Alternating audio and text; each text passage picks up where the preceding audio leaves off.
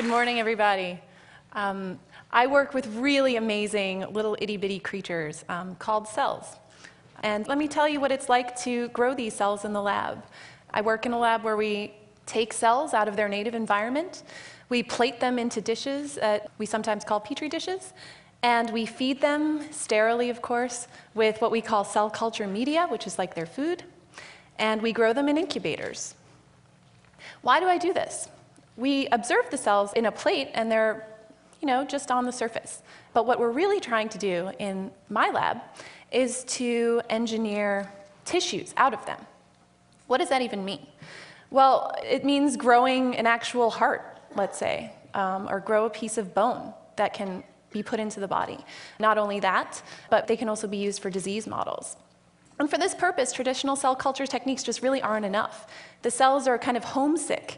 The dish doesn't feel like their home. And so we need to do better at copying their natural environment to get them to thrive.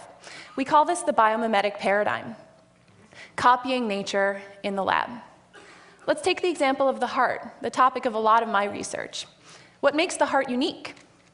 Well, the heart beats rhythmically, tirelessly, faithfully. We copy this in the lab by outfitting cell culture systems with electrodes.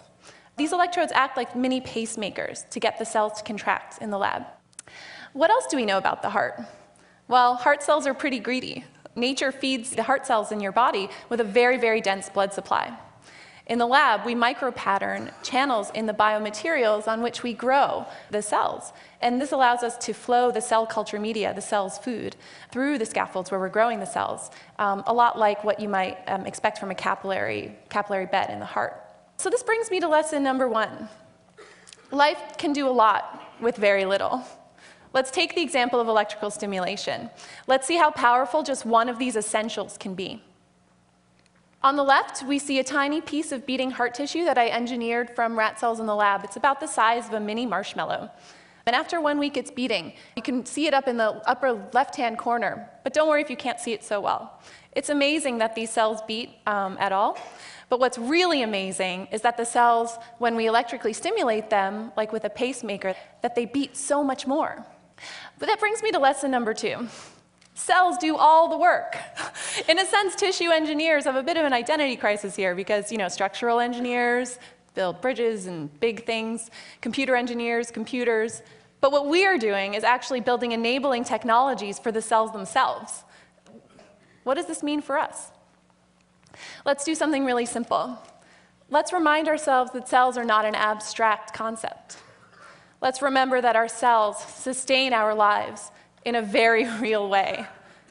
We are what we eat could easily be described as we are what our cells eat. And in the case of the flora in our gut, these cells may not even be human.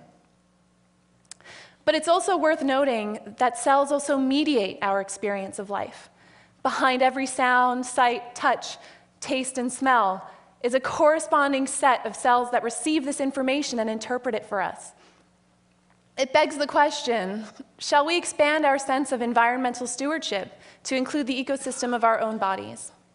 I invite you to talk about this with me further, and in the meantime, I wish you luck.